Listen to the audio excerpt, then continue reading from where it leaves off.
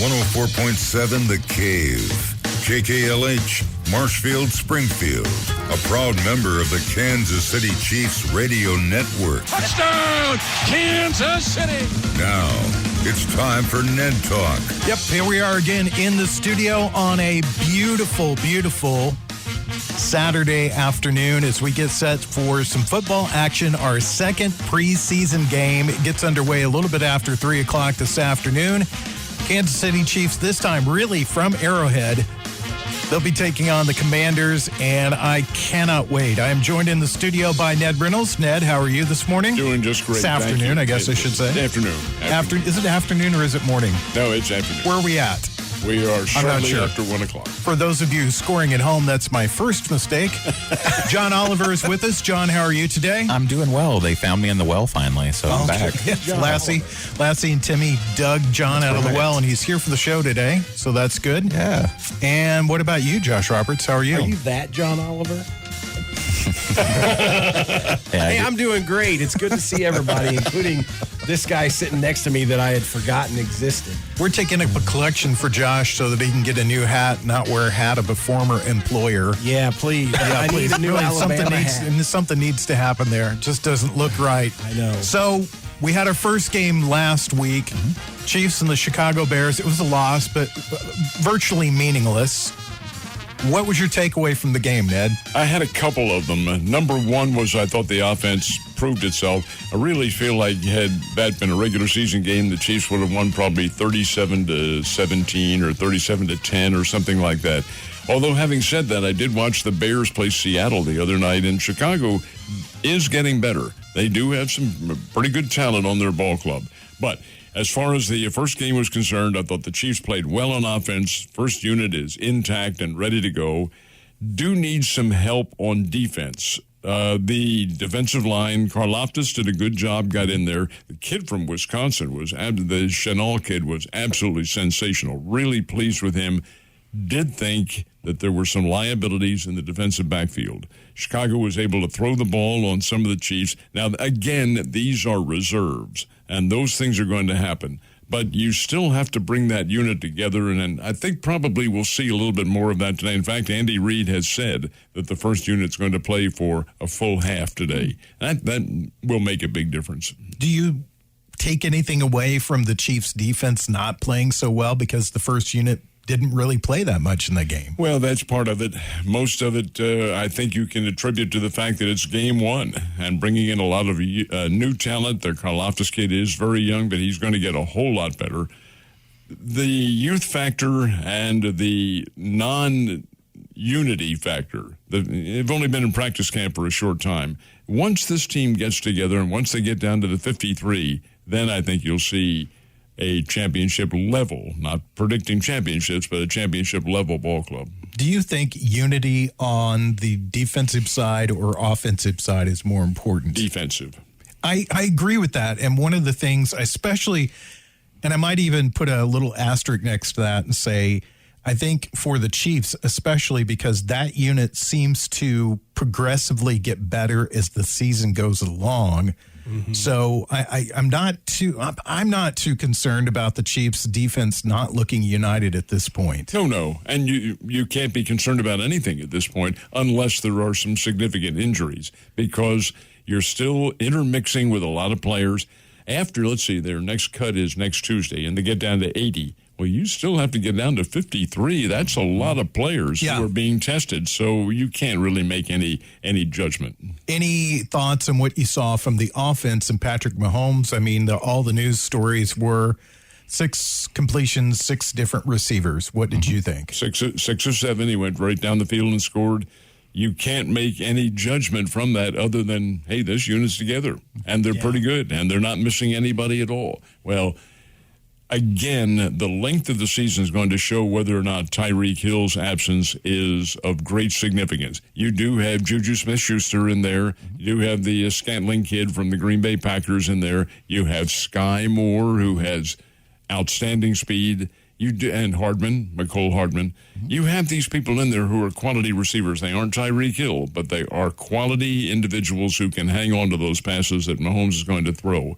How much they miss Hill, Won't know that till the end of the season. Well, let me ask you this really quickly too, because a lot's been made of Tyreek Hill not being made on the team. Of course, that's natural. It's a huge story. He is a generational wide receiver. But do you feel like the Chiefs are actually deeper without him, though? They are probably deeper, but are they any better? Yeah. There's the real question. We can't answer that question. John, your thoughts on the game last week? A lot of the same thing. And we don't bring him up a lot, but this is the second year I've been really impressed with Buechele. He did a really good job, I thought. It's nice to know that he's there in the hopper in case something happens to Henne. You know, I feel confident with him as a backup, for a week or two. I think he's a good player. Yeah, I do too. I think he's very underrated. We're lucky to have him. You mentioned Sky Moore. That kid just impresses me more and more the more I see him play. He really is so quick, and he seems to really get the offense already. So for a young kid like that to come in, I'm super impressed. Karlaftis looked like a veteran to me. So I thought he probably would. I was very, very high when we drafted him. You couldn't have told me he was a rookie by the way he acted, performed out there. So I think there's a lot of positives. I will say on the other side of the ball, Justin Fields looked really good as well. And I've been kind of down on him last year. I didn't really think he would pan out. I'm starting to see some spark from him. And I think the Bears may be much improved due to that. He has, Fields has a lot of ability to him, and I've watched those games for other reasons because we have a kid from this area who's trying to make it on the team, number 47, and I really want him to be there. This is Chase Allen from Nixa. It's Terry Allen's son, and he's still with them. He played in the Seattle game, and you watched him now. He was second team, and he also played special teams, but he gets in there, and he's a big old boy. Yes. Hey, this is not a Chicago Bears show, okay? It's a Kansas City Chiefs show. Let's talk about the Chiefs. Josh, what about you? Your thoughts on the game? Well, okay, so from the offensive perspective, that first drive, the only bad play was the one they tried to do with Clyde Edwards-Helaire. So, I mean, he's the only black mark on that first offensive series for me because I'm not real high on that guy anyway, like I've said many times. Defensively, I was impressed with what I saw. I think Karlaftis' speed was working to his advantage in that game. So I know that, we've talked about how he hasn't bulked up enough yet, but I hope that he can do that and still maintain that speed because I think that'll be to his advantage. But yeah, I mean, overall, the offense is the offense. As long as that offensive line holds up and they get rid of Clyde Edwards-Helaire and put somebody else in at running back, I think they'll be fine.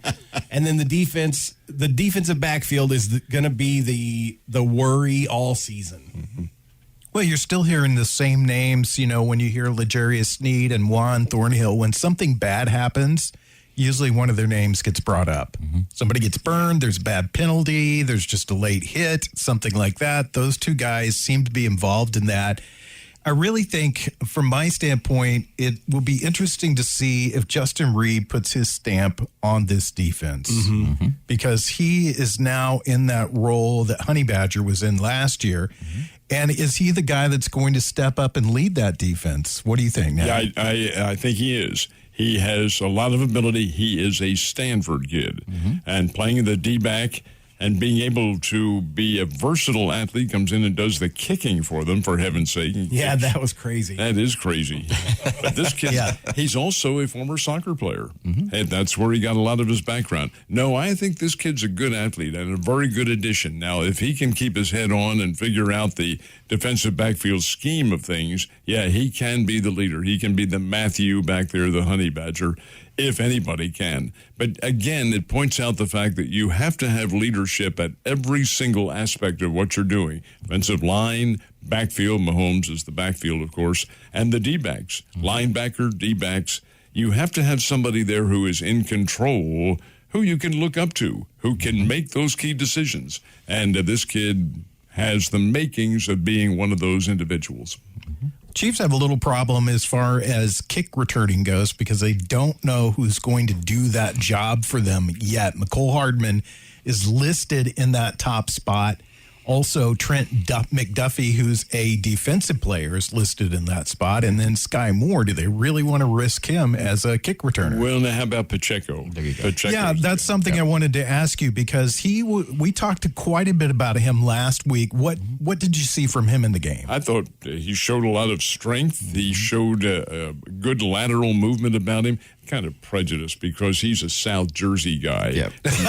my part of the country. He's Rutgers University. And Rutgers doesn't have a great football background to them, although they are a Big Ten conference team. But this kid's from down in the farm regions of South Jersey, so he's got to be pretty tough because he's had an agricultural background about him.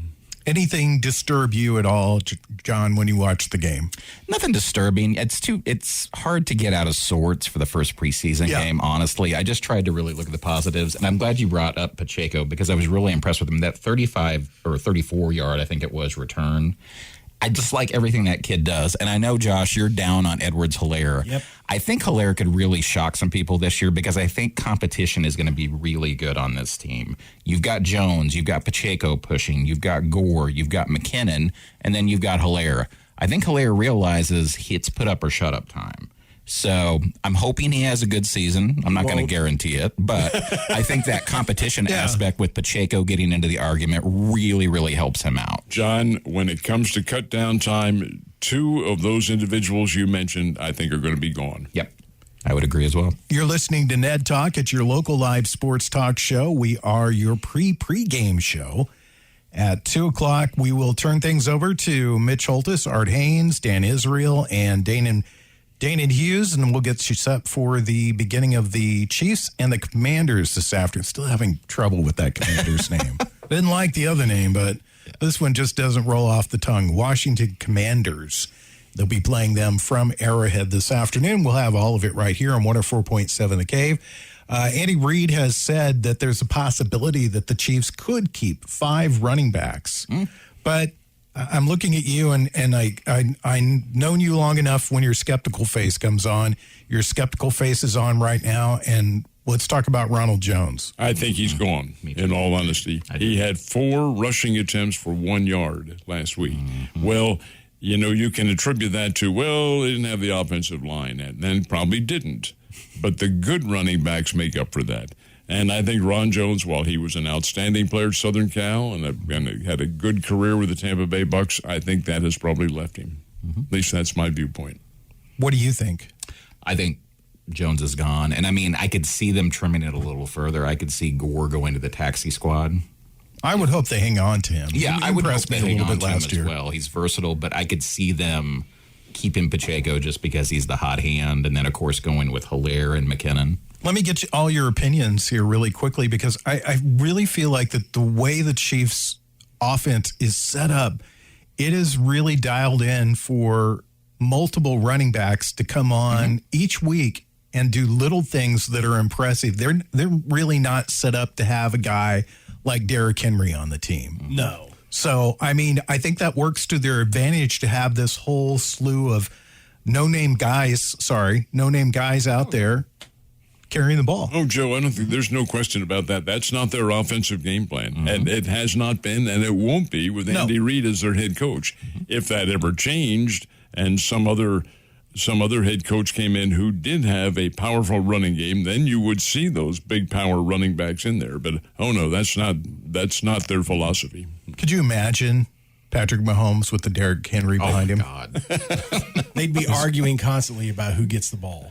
Pick your poison. Pick your poison. So let's turn to today's game. They'll play the Washington Commanders, which I'll be honest, I'm not following the teams outside the AFC West as much as I probably should have. But my guess is the Washington Commanders are probably in disarray even as the season begins.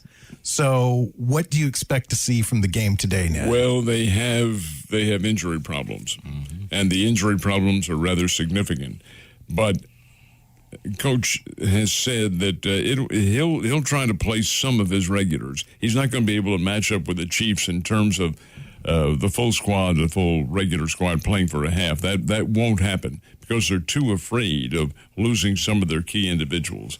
But in terms of their QB, Well, they have the North Dakota State kid in there, and this is his third or fourth team now, and he has got to prove himself somewhere along the line. This could be an interesting game. I think the Chiefs win this one rather handily, but over and above all that, Washington is not the Washington of the past in many respects, including their name. Is Dexter Manley still playing for them? John Riggins. Going back. They wish. John Riggins somewhere in there too. somewhere. He's up in the stands. So what do you think? Does Prince Harry have a good year this year for the Washington Commanders? Does he even finish the year? That's a good question. Here's the thing with the Commanders. Having been bad for this many years, they've got a lot of young talent. They've drafted well, but that's potential. So Have they really drafted well, though? I think they have overall. I mean, they're trying to address needs. And I think this game will be closer than most would think, just because it's a preseason game. And the Chiefs don't have as many position battles going on as Washington does. So I think there's more in it for Washington. This is why I just don't. The preseason games are the preseason games. They're reps to me. They're almost like practice. I don't get bent out of shape if anything bad happens in them other than injuries. It's not going to bother me at all if the Chiefs go 0-3. I'm not going to push any alarm buttons at all. I mean, they played, the first unit offense got in there, did what they needed to do, got off the field. Right. That's really what you wanted to see. And even today, you talk about injuries. There's a lot on the Chiefs side right now. Is Juju Schuster-Smith is listed as being questionable. McCole Hardeman is listed as being questionable. Blake Bell, Jerick McKinnon, Justin Ross. He suddenly made the roster. Last week he was off the roster, but they've got him on IR this week. Yeah. Lucas Niang is questionable. Chris Jones is questionable. I think that's true of all the time. In the case of Jones, his is a back spasms that he's been having, and McCole Hardman's is a groin pull that happened in practice. Now, those injuries are tough to overcome, and they're more nagging. They're chronic as opposed to significant injuries. Niang hasn't played at all. He hasn't practiced at all. What's up with the Harrison Butker? He's listed as questionable. It could be a cold. It could be the flu. Yeah, trench foot.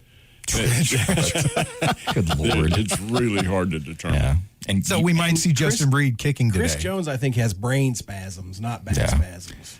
Chris, he's an interesting character. He really is. Josh, you brought up Dexter Manley. This will be a deep cut. Ned will get this. They texted him directions, but he just never showed up. Yeah, exactly. Poor Dexter.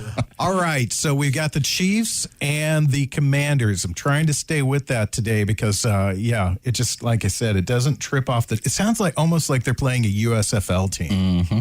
It does. This sounds like a name from one of the adjunct leagues that is maybe the Berlin Commanders or something. Right. 7-on-7. But I think maybe one of the keys is how Washington is able to bring their offense. You have Carson Wentz, and he is, he had quality. He had some good years with the Philadelphia Eagles.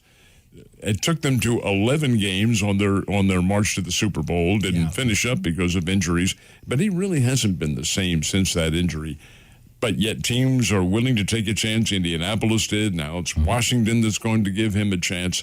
He has something to prove. He may be in there for a while just to show the whole staff of the Commanders and the team, hey, I'm your leader. I'm the one that you want to look to. I think he'll be in there at least until he gets hurt. Oh, don't say that. Don't say that. Washington goes down. Walking out on the field. Yeah. The Henneke kid is they don't have much depth at that position. Henneke's about it. When we come back, we'll take a trip around the rest of the league and get Ned's opinions about some of the other teams in the NFL.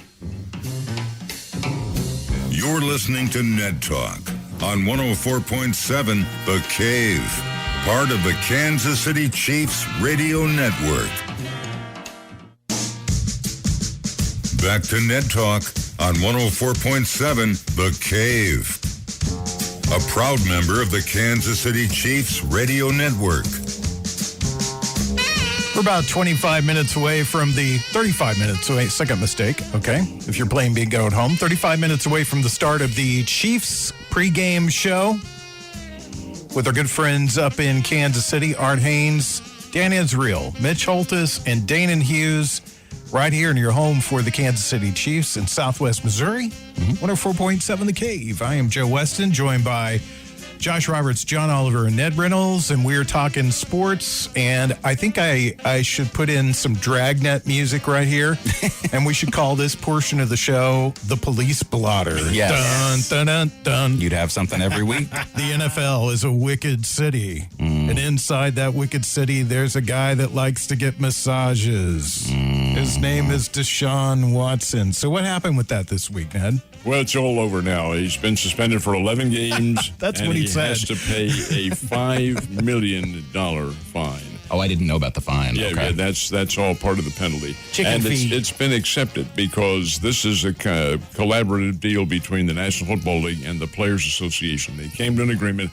So the second arbitrator, whatever he was going to decide, is null and void. Doesn't make any difference now. It's done. It's a final decision. What I'm really interested in, I've heard no comment at all, is the initial judge, Judge Robinson, the young lady, the retired federal judge who made the initial 6-game suspension. What did she think about this whole thing, and what was her point in even being there? It was going to be overruled. Well, over and above that, is the penalty significant? I really thought, in my opinion, judging from everything that was brought out, that he should sit out for a year. And the monetary thing, that's to be negotiated. But in terms of his missing games, I felt a full year penalty probably would have been the deal. Evidently, the National Football League Players Association has a lot of strength because this is a compromise. It's an understanding. Hey, we need the guy in here. The Cleveland Browns need him to be competitive. So he's going to get, 6 games that he can play? But his 11-game suspension is without pay. That's right. So we'll see. Of course, it's what did he sign for? $250 million or some Obscene ridiculous amount, yeah. Yeah, what do you think about this, John? You haven't been with us to go through this whole discussion, so let's hear your opinion. So this is another product of what I'm going to call the Wild West in sports, and I don't like the trend that's going. Punishments are fine, and I'm in no way, please know I'm not condoning what Deshaun Watson does. He's a terrible human being, but I guarantee he's not the only one doing that on pro rosters. Here's the thing, though. He got 11 games. Originally, it was 6, as Ned said. And then I look at somebody like Calvin Ridley. Ridley did something stupid on DraftKings, an online betting site. He bet on his own team, but it's DraftKings. How much influence can you possibly have on that? And what did he get? Come on. What was his suspension? I believe it was 8 games, Ned. Is that right? I think that was it. 8 in that vicinity. So only 3 less than someone who's been accused of sexual misconduct in many, many cases. By 24 women. Yes. But again, the word accused is in there. Yeah. And that's the other thing. So again, I'm not defending the behavior, but Watson was settled. He wasn't convicted of this. Trevor Bauer is an example in Major League Baseball. It's not just the NFL. You know, he's still out right now. He's missed more than a year. Yet Marcell Ozuna, who has less brain cells than home runs this year, he got another DUI, and he only served 60 games for a domestic assault last year. Where's the difference? And what I find is it's players that are critical of the commissioner. And this is where I have the problem. There needs to be a neutral party that decides these. Goodell thinks he's sheriff of the NFL. Anybody that comes for him, be it Gruden, be it anybody else, is going to get the full punishment. Other guys, maybe not so much. Watson's been critical of Goodell. Same thing in Major League Baseball. Manfred's most outspoken critic, because he had a social media platform to do it, is Trevor Bauer. His punishment is not close to Starling Castro. It's not close to Marcell Ozuna. I'm tired of the justice being meted out unequally, essentially. Well, you also know that in baseball, I would point this out when it comes to Trevor Bauer, he is a wholly unlikable human being. Oh, absolutely. I despise him. And his teammates will tell you that too. And that is one of the reasons why the ML Players Association has not come to his aid at all. Yeah. They're like, let's, I'd be surprised if when he's eligible to play again that he is actually picked up by a team. Oh, yeah, I wouldn't be surprised if he's out of baseball permanently. But again, it's the differences in the punishment, the lengths, the severity of the offense. I think there needs to be an arbiter, some sort of impartial committee that decides these matters, not the commissioner But at this point. The problem, they did that for Deshaun Watson, and then the NFL was not satisfied with the result. Correct. So they just did their own thing anyway. Right. Josh, you point out the great paradox that exists there. Part of the agreement is that both sides can agree on an impartial arbitrator, and they agreed. Judge Robinson was the lady's name, retired federal judge. Okay, she's in there, makes her judgment. What she did, however, was make a mistake, in my opinion, in announcing why it was limited. Right. She said, I'm limiting this to 6 because the National Football League has a tendency to overreact to the public. Oh, God, what did she say? Oh, get her out of here. There you go. Right. See, again, it's not equal justice under the law. It is a major understanding of who's in charge and who's not in charge, and don't forget that. I've got a friend that always says, know your audience. Exactly. So when a guy like Marcel Osuna gets a DUI, the audience is pretty small. Yeah. And then when Deshaun Watson goes through what he's been through, and it got all the publicity that it's gotten, and that whole thing, the whole thing with Deshaun Watson, still it bothers me from start to finish. I'm not going to tell you that I defend him or that he's a nice guy or that I think that he didn't do this, but it's really funny that as long as the Houston Texans wanted him, none of this was mentioned. Exactly. But as soon as he starts to be like, well, we don't really want him around, all this stuff starts to come out. And I found that really, really interesting as this whole soap opera played out with him. Well, you look at it in political terms. I mean, the president of the United States can't wake up one morning and say, annex Iowa, I'm done with them. Yeah. So there are checks and balances, and that's what I'm asking for in sports. They need to be in place in situations like this. I thought that after I listened to you and Mike, and I'm pointing to Ned, by the way, listening to you and Mike every morning, and when you talked about the judge's original mediation for this, or original sentencing for this, I guess you'd call it, I thought, well, that makes sense. I mean, she said 6 games because that's kind of what the NFL has meted out for these things. Right. They set the precedent for it. So I can't just give him a whole year suspension because I feel like it or I think that it meets a new heinous level. I have to kind of go by what you have done as a organization, as a group. I think that's probably right, and that's what she based her decision on.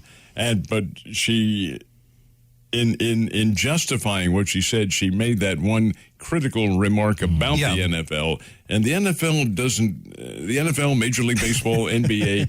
I don't like somebody talking about that, about our sainted organization. We do the right things. That's part of the problem. The only thing I would say in rebuttal to that, Joe, is to me, there needs to be a graduation of punishment based on the number of allegations. Yes. Because that's the whole thing with me with Deshaun Watson. It wasn't one woman. It was 24. It was 24 or more women who all said that there was this misconduct happening when they were giving him massages.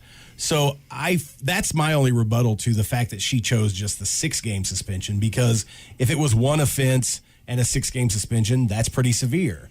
If it's 2, 3, 4, 10, 12, then you're talking about multiple potential offenses that need to be addressed. And I think that's where all sports fail, is they want to put a widget. They want to widgetize punishment, and I don't think it's possible. As a devil's advocate here on all of this, I still, the word accused yes, is still in front of his name, accused. Yeah. And I don't mean to diminish what anybody says, because I don't believe in victim blaming or anything like that. I definitely don't believe that. Not at all. But it seems like we're out of balance, and especially in sports, and especially the way that people view or take things to such extremes sometimes when people are accused of things. It's the court of public opinion. Yes, and that's very, very true. And the court of public opinion can be not fair at times. I'm not saying that he's not guilty. We live in an altogether different judicial society now from what it was 20, 25, and 30 years ago. Yes, we do. Not a lawyer, don't have any kind of judicial background at all, but it's obvious to me from some of the decisions that are handed down by the courts, that what on earth are these people thinking? And a lot of it is not based on evidence, but rather based on how the public thinks, right, and correct, what the outcry is. And that's why I didn't like her decision. I thought it should have been more than that. But Judge Robinson made a legitimate argument to what she was doing when she said that. Based on facts. She did. I liked her explanation of it. I thought it was very well thought out, and I did too. But this thing drug on and drug on and drug on, and I was just like, can somebody just say X games, X money, we're done? Well, here's the last I'll say on this. I still believe this was an inside job from the Texans to villainize him. I'll believe that until my dying day based on the allegations, when they came out, what happened. But I will say this. If you look at the three big sports, basketball, football, and Major League Baseball, if you lock Manfred, Goodell, and Silver in a room for 24 hours, only one person is going to come out of there that still has a voice and can speak, and that's Silver, because I feel they do a good job in the NBA of being fair and impartial. They have to. Here's one other factor, though, that you have to understand in terms of the NFL and the judge's decision. 2 grand juries in Texas denied hearing the case because of evidence. Exactly. There wasn't enough. I would love it if we didn't talk about grand juries and judges and attorneys in sports. We're about 23 minutes away from the start of the pregame show. Ned Talk on 104.7 The Cave. You're listening to Ned Talk on 104.7 The Cave, part of the Kansas City Chiefs radio network. Back to Ned Talk on 104.7 The Cave. A proud member of the Kansas City Chiefs radio network. We're counting down the minutes to the beginning of the pregame. Dan Israel, Art Haynes, Mitch Holtis, Dana Hughes. It's coming up in 16 minutes. I'm Joe Westen, and the B team's with me and Ned Reynolds. That is Josh Roberts and John Oliver. Talking about football, we're talking about Deshaun Watson, which took up the whole segment. Did you watch any other football this last week? Yeah, I saw the Chicago Bears play the Seattle Seahawks. Watched a tiny little bit of the Houston Texans and the Los Angeles Rams, which was it last night? I believe they played at out in L.A. So, yes, the answer to your question is a little bit yes. Have you seen anything or seen any stories that have grabbed your attention over the last couple of weeks? No, I think probably just the fact that each team has major decisions to make on who to unload on their ball club and to turn out on the waiver list, because that's what happens, when they make these final cuts down from 80 to 53. You're going to have a lot of fairly good players who still have some talent left put on the waiver list, and the judgments that each team has to make, I think, figure into the storylines. Were you surprised that our good friend Aaron Rodgers did not play at all in the first preseason game? No, not at all. Not at all. What's to prove? He's the man. He's going to be the leader. Got to earn a spot. Jordan Love with Green Bay is the heir apparent, and Jordan Love has not proved himself, in my opinion. He played against the Chiefs last year because, whatever the circumstances were, and he didn't do. I thought Green Bay had a great team, but he couldn't lead them to victory, and he's had his troubles with the preseason games as such. So, yeah, I think there's some decisions to make on that team. What about you, John? I'll make my way too early predictions based on what I've seen so far. So I have got a couple of them. I think, I mentioned Justin Fields. I'm really, really impressed by Trey Lance, too. I think that kid has got it figured out this year. He's got weapons. I think he's going to have a really good season. Davis Mills is a guy in Texas that I would definitely keep an eye on if he gets to play. I'm impressed by that. As far as the rest of the NFL, there are a lot of decisions to make. I won't even invoke the name of Mr. Rogers because I'm tired of his neighborhood and living in it. But I think there are going to be some surprise teams this year just based on personnel. I think Jamison Williams, the draft pick out of Alabama, I think he's somebody to watch. Roll Tide. He's looked good. And I think there's a lot of interesting stories out there, especially offensively. Defensively, I haven't seen nearly as many, but there's a lot of offensive stories. I think you're going to see some coming out parties. What about you, Josh? I think it's funny that Aaron Rodgers showed up for training camp looking like Nicolas Cage from Con Air. Yeah. I mean, Yeah, the spitting image, the hair, the wife beater shirt, everything. And I just hope that his horse dewormer holds up. Well, you try to dress yourself when you're on psychedelics. So a couple of teams that have been under the radar for me, at least. I haven't heard a lot mentioned about them when I've watched the sports talk shows. One is surprising to me, and that, well, actually both surprising me. Dallas Cowboys not been talked about a lot. Are they just a non-factor now? Oh, not hardly.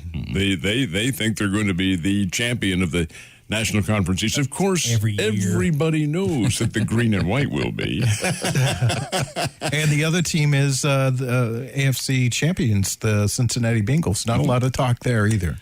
I don't think there's a lot to change, really, for the Bengals. I mean, they had such a good season. They've got the same personnel. The Cowboys, I mean, they've got personnel. It's really based on whether Dak can do it, if Parsons can lead that defense, and if Ezekiel can find some sort of semblance of his former self in the running game. I can tell you right now, no.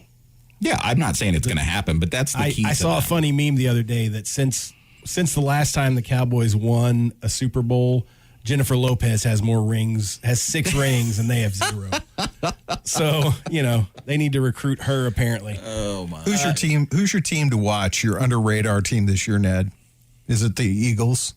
Ickles? Well, they're not flying under the radar. They're a very good football team, and people realize that. You've Jalen Hurts at quarterback, and you have a great receiving core.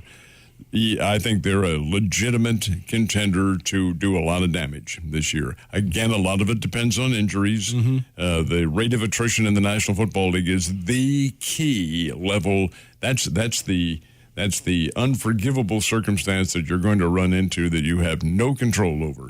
And as a result, you have good teams who don't play very well because the injury factor has diminished some of the key players. But if Philadelphia remains healthy and has a good streak of luck, luck is a lot to it. I think they're going to be a chief team involved. I think the Chiefs will be. I think Kansas City will have a very good, solid football team.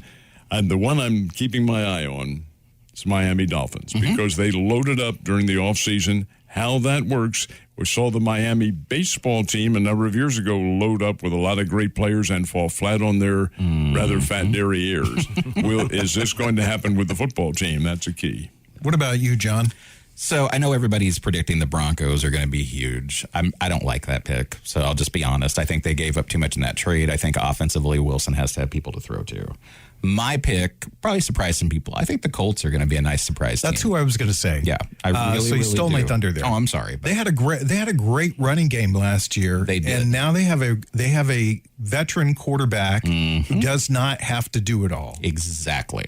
And I think that's what makes them scary on defense. Yeah. Scary. So I think Colts, they'll be good. I agree with you on that. What about you, Josh? Well, Ned kind of stole my thunder because I was thinking the Miami Dolphins because with Tua and Tyreek Hill, and they were good last year without Hill. He just adds a really key piece for them, I think. That division, honestly, with Buffalo and New England and who's the fourth team? The Jets. New York Jets, yeah. Yeah, the Jets. Don't worry about them, but those other 3 teams are really solid. So, but yeah, I would watch out for the Dolphins this year as well. Don't sleep on Jalen Waddle. It's funny we don't talk about the NFC. Who's good in the NFC? Is Tampa Bay going to be there again? I don't know. Tough to say. They'll be there. They'll be a representative, but how far they go, I think, is probably very problematic. But the NFC, I'll tell you, there's some good teams. Dallas is going to be good. Yeah, make no mistake about it. Philadelphia, I think, is going to be better. Philadelphia's division with the New York Giants, the Washington Commanders, and the Dallas Cowboys, come on, that's very winnable. The weakest division in all of football. It's been for the last 3 or 4 years, the weakest division. That NFC West is really the one to watch. It and the AFC West are just the most competitive divisions in football. So it'll be tough this year, with the Rams, the champions, coming back. And, of course, San Francisco's in that division. And, I don't know. Pete Carroll, I just don't think you can always count Pete Carroll out. Yeah. Well, and don't forget about your Raiders. And the Raiders. Let's not talk about the Raiders. When we come back, we'll wrap up the show. We'll do our predictions right here on Ned Talk.